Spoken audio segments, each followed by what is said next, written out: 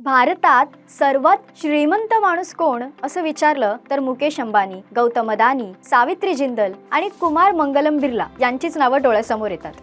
आपण ही नावं पाहिली तर लक्षात येतं की मराठी माणूस यात नाहीच आहे. आपलं मुळी ठरलेलं ठाम मतच असतं, मराठी माणूस आणि व्यवसाय शक्यच नाही. आणि जरी कोणी मराठी माणसाने बिझनेस करायचं धाडस केलं तरी त्याला होतं नव्हतं ते सगळं विकावं लागतं. पण त्याला अपवाद ठरलाय पुण्यातील कोळे गावातील शेतकरी कुटुंबातला मराठी बिझनेसमन, ज्यांनी फोर्ब्स मासिकाच्या 100व्या श्रीमंत भारतीयांमध्ये 66वा क्रमांक पटकावलाय.